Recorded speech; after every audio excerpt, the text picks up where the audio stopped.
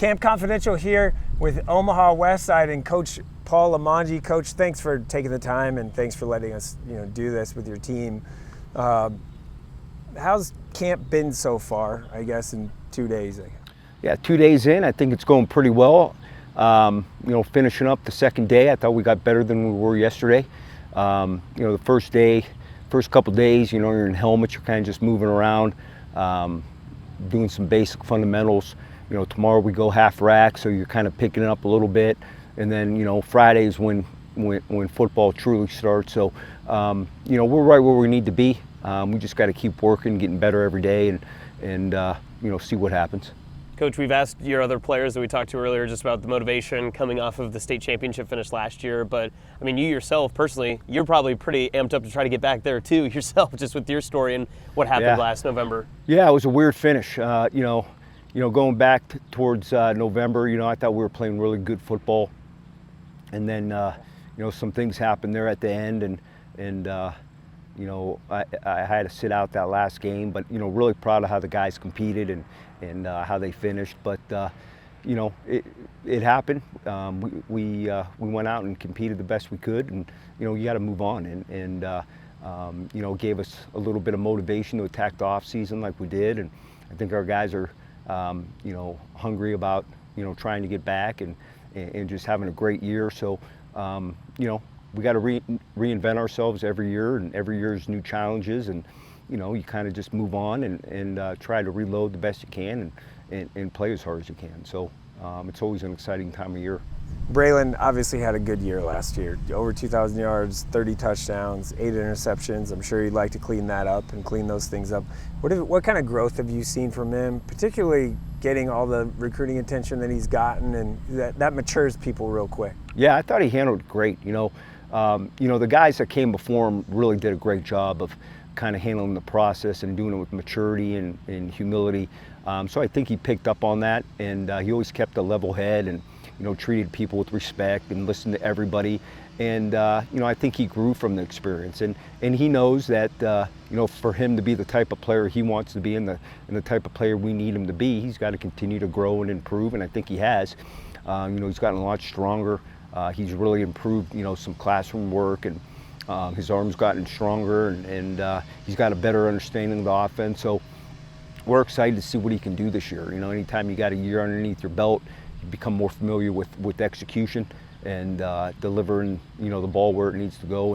And so far he looks pretty sharp, and we're going to keep working at it. And by the time game time comes, he should be in good shape. And as long as he gets better every game and keeps working, he should have a great year. His leadership's gotten a lot better. Yeah, too. He's been vocal. He's taken great command of the offense. He's becoming a real vocal leader, and he kind of sets the pace, sets the tempo, and we've noticed that really today that he wants us going, and he wants execution, and people are really starting to listen to him, and he's getting the respect from his teammates because he's really a worker. And he wants to be the best he can be, and he really wants the best for everybody. Your team has had so much expectations for years on years, the past decade or plus. When you look at the seniors and the guys that are coming into your program now and need to step into big roles, how do you balance the expectations of the program with learning and trying to develop as a player?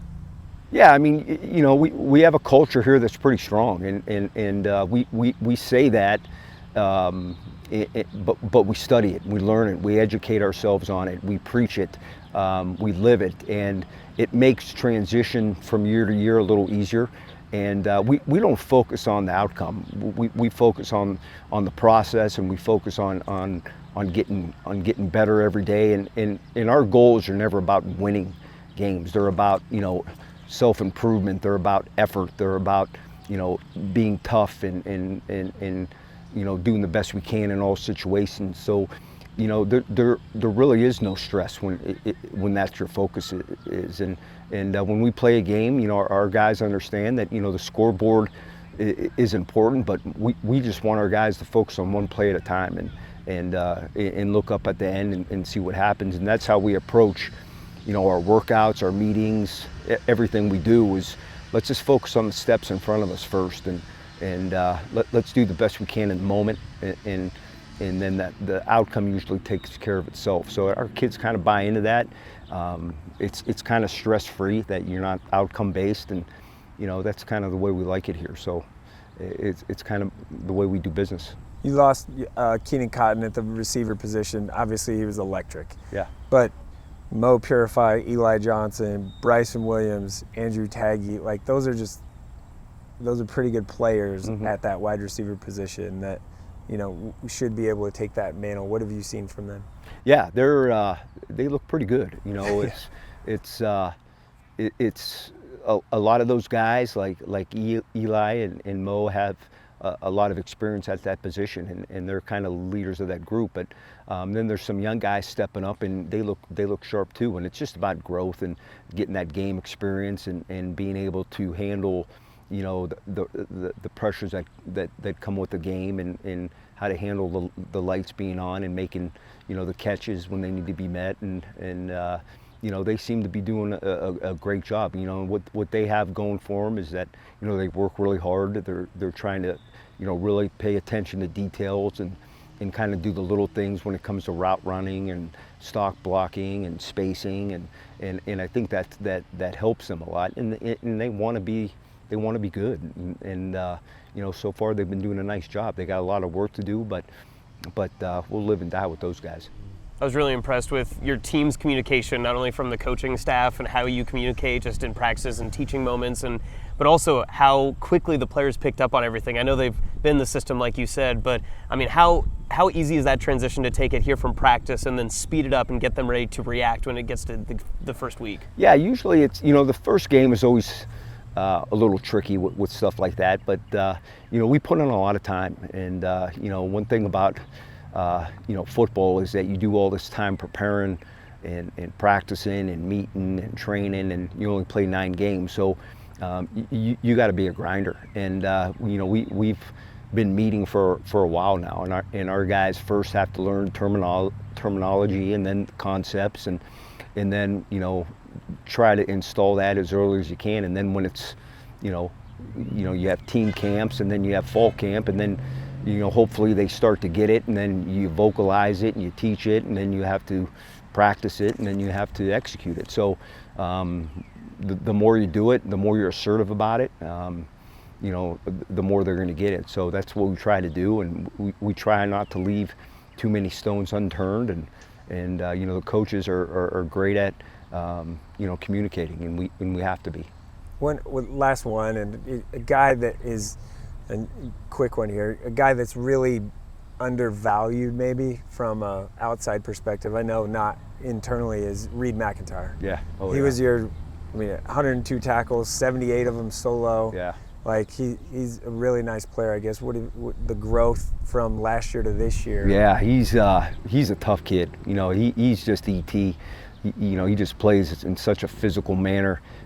He wants to be good so bad. He loves Westside. He does all the little things. He dominates the things he controls: his training, his diet, his studying, his film work. He works hard. He visualizes, and he's fearless. And he wants to. He's a great leader. He wants the best in others as well. So him in our secondary, and even offensively, and how he leads with all aspects of our program is just unmatched. And he's healing up with the little foot injury, and kind of we want to make sure he's really sharp and ready to go, and he will be. But he's just invaluable to our program. All right, Coach. Thanks for your time. Yeah, thank you. Thanks for having us.